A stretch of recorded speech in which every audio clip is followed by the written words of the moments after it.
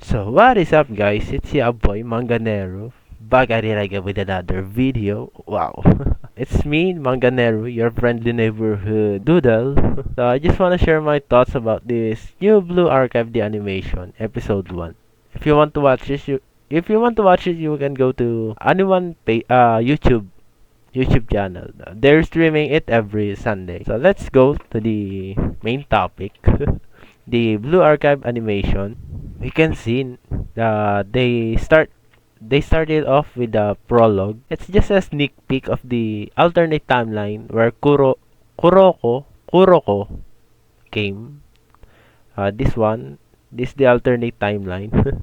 For those who do not play Blue Archive, this the there's it to, this is a spoiler for anyone out there.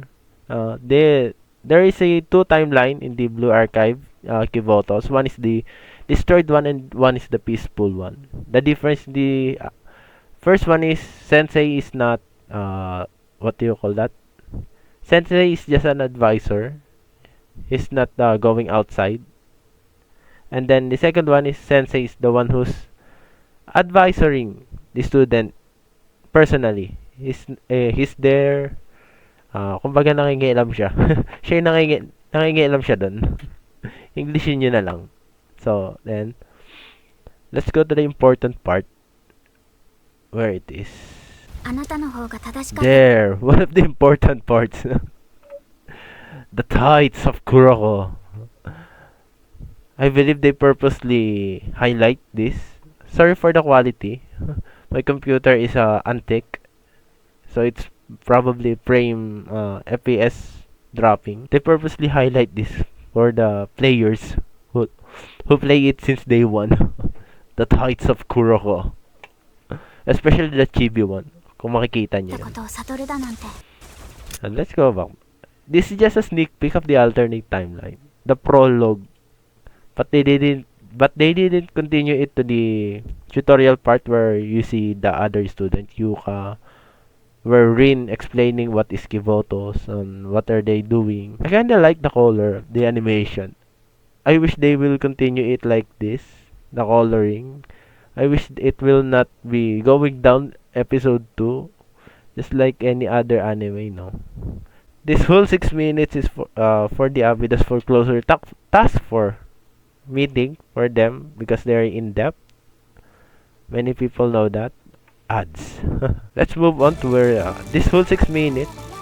I know probably a lot of people will find it boring, but I find it interesting, and I already watched it. Don't worry, without skipping any minutes or any seconds. We have this sensei revealed. It's me for real, for real. It is me. You can see me. It's me, it's me. It's quite funny because a lot of people it become a self-cessed because Blue Archive is a self-insert game where you insert yourself in the game. But here we have the personification, the anime sensei. A lot of people be going to want to self-cessed. It's Josuke. Josuke is a robot in Blue Archive. This is the first time I see this guy. Here is Sensei Gyat for all of you. When it was live, if you're reading the comment section when you are watching in live on anyone, you can see people commenting the crying emoji and then the Gyat, Sensei Gyat. Well, you can see it here. Look at this guy. It feels like he's not going to. He's so innocent, no? It looks like he's so super innocent that he's not going to. Spoiler! Lick Iori's feet. If you wanna know who's Iori, here Iori is the one who here the twin-tailed one. Sorry for the quality. The twin-tailed one. And then we have Hina on the top. And then Ako. And then Chinatsu. So let's go back to Sensei. Where it is.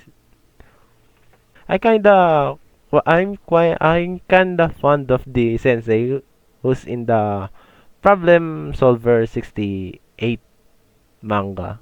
If you know that. That stress looking sensei who has glasses.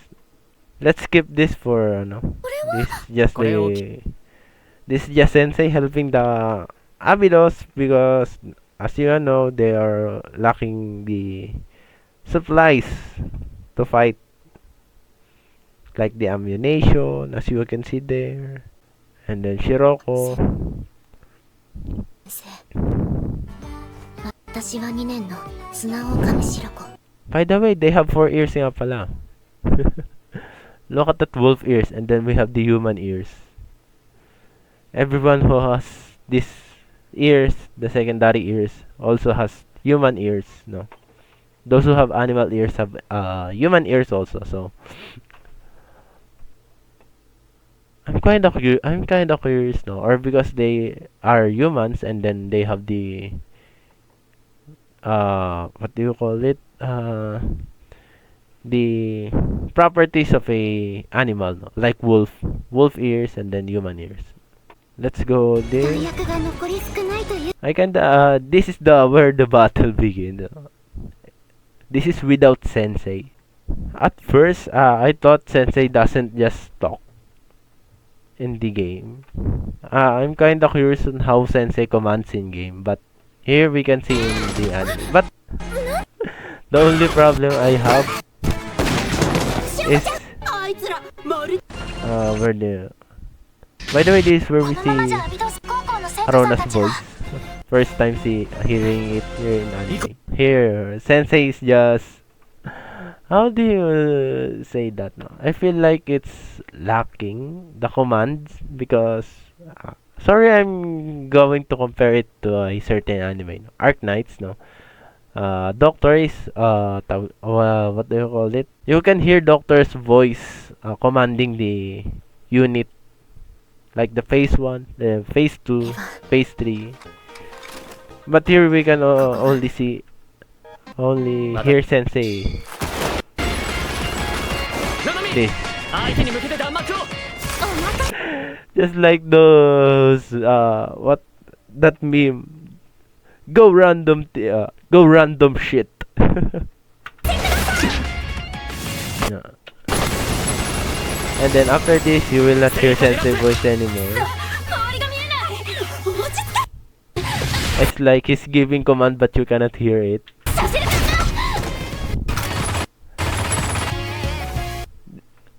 Ito yung, this is where Sensei buff, no? This will, the student will get Sensei buff.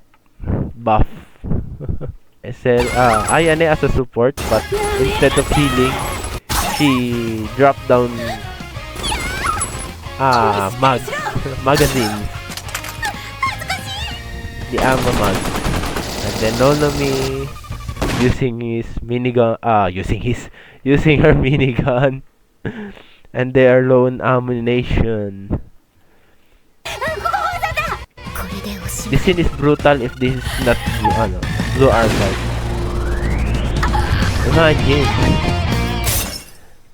Imagine that if that is not blue archive, it will be spilling. Nope, there will be no head anymore there. It's quite brutal if it's not blue archive because firing one after another on the head, it will probably blown off. And in blue archive, it's quite a comedy. And Sensei is just reacting like this, like, hey. Sensei as humble as ever. I feel like it's quite lacking the way Sensei commands, or it's just the first episode. Let's wait for the other episode to come. If Sensei is going, we can hear Sensei commanding the 困っている生 unit 徒たちを放っておけなかっただけだよあんな奴ら私たちの力だ and け as で tsundere as ever, Serika. セリカ The OP is a banger. I kinda like the OP. We can see the halo of the other students who will be in the story probably because we can see all of them, like the Problem Solver 68 Halos, the Abydos Foreclosure. We can also see Yuka, Suzumi, Hasumi. Those three are Millennium and Trinity. They are part of the tutorial, what do you call that? The tutorial phase of the game. I don't know, we will probably see the tutorial phase, no? Where Sensei has to take back the chalet. Where he will need to, what do you call that? We can see the students that help Sensei, no, to take back the chalet building. We will probably see the tutorial phase. We will see how Sensei take back the chalet building. I wish, sana, because they skip it in this episode 1. The first part, the following episode will be quite boring to you, probably, because there will be a lot of comedy, especially when Aru is around. That airheaded girl, the leader of the Problem Solver 68. It will be quite a comedy wish in when she's in frame. And there will be probably a lot of talk here. I'm going to warn you, no, you will be probably feeling bored, but for some people it will be quite exciting because they waited for years for this to come, the Blue Archive animation. I recommend you not skipping the what do you call the OP. It's quite a bang, and there's a lot of details. Here we can see, yeah, there. This is the four that helps Sensei take back the. This is the four that helps Sensei take back the chalet building. The Chinatsu, Hasumi, Suzumi, and then Yuka, the 100-kilogram girl. And then Suzumi, they didn't forget Suzumi. I hope the devs will. I hope Nexon or Star will have the new outfit for Suzumi. She is one of those. What do you call it? She's one of those student that already been forgotten. Suzumi, and then we have the Shimiko. Who else? There's quite a lot of student that has been forgotten. So I wish Nexon will put them on a spotlight on sometime. The first time I see Arona, I thought Sensei was just looking at the screen. But we can see him inside the screen. I just thought as the story continue, he's just looking at the screen and then talking to Arona. Yeah, but in this anime, so it's canon now that Sensei is going inside, but it's quite a canon for a while because of the Volume 3 in Eden Treaty when the Arius attack Trinity in the middle of the Eden Treaty. Here you can see Sensei, and then the next seconds he's inside the Shitim chest. I'm quite excited in this because this is where we can see that he is really going inside the Shitim chest. Now I'm curious on what is happening outside the. I'm quite I'm curious on what is happening outside when Sensei is going inside the Shitim chest. So that is overall, it's quite good. So I wish it will be continue for up to the last episode. This anime doesn't have manga for those who don't play Blue Archive because this is a game called Blue Archive, and if you want to read the main story, you have to play the game. So overall, no, it's good. I want the episode 2 to come already. I want them to post the episode 2 already. I'm waiting for that particular scene. I know everyone is waiting for this scene.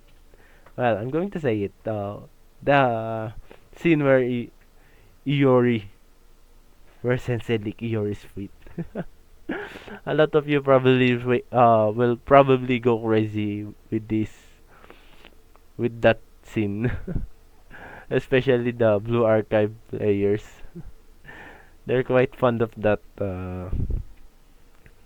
scene because that scene is the one that scene is the scene that saves this current timeline.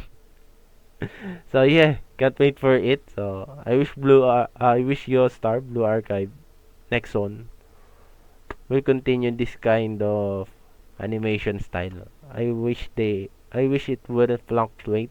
I can't wait for the episode 2 to come.